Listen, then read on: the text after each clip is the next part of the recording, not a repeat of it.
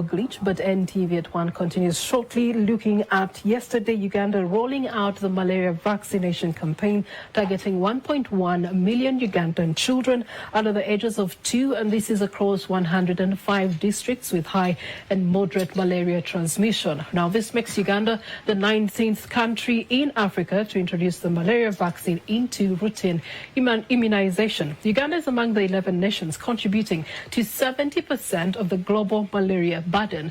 Just last year alone, 3,582 people succumbed to the disease.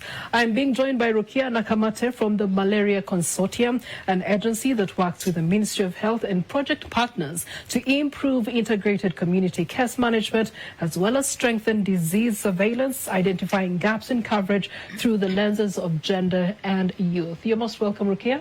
Thank you very much. Okay, let's talk about the launch of the malaria vaccine yesterday. How is it going to be administered? Which children are being targeted, and the major districts that this campaign has started with?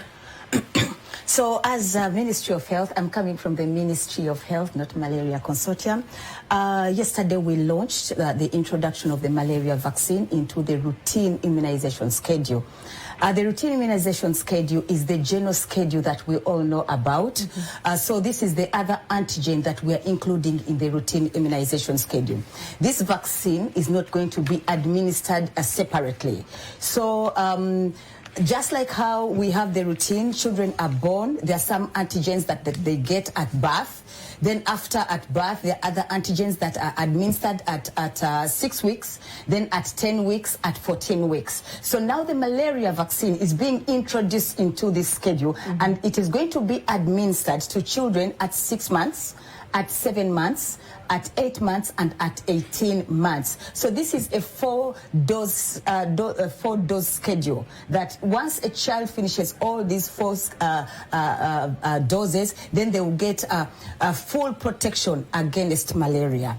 So this vaccine is going to be in health facilities. It is free of charge. All health facilities or clinics that are administering, that are conducting immunization, it is going to be there. Yesterday is when we introduced it, starting yesterday. When you go to a facility, if your child is 6 months, when you go to a facility, you will be able to get it free of charge. The government has already invested money into it, so you will get it at no cost. What happens for the case of the children who are past the 6 months to get the introductory phase?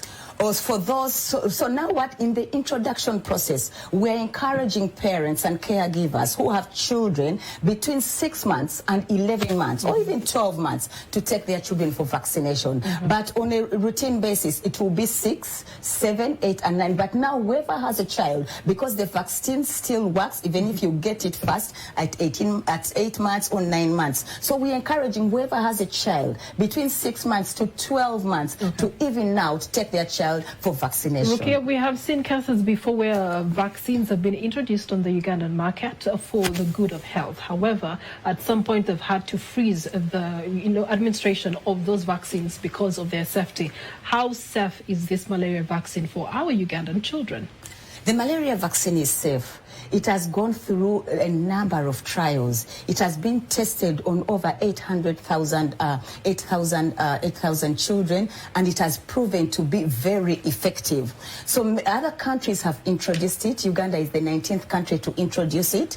So, and when it was approved in 2021, other countries started using it. It has been effective in these countries, and we have seen that there has been a reduction of cases of malaria cases among children in the countries where it has been used. So with all these clinical trials that we have done, we are very confident that this vaccine is going to save our children from severe malaria, from hospitalization and death, because it's this severe malaria that causes death.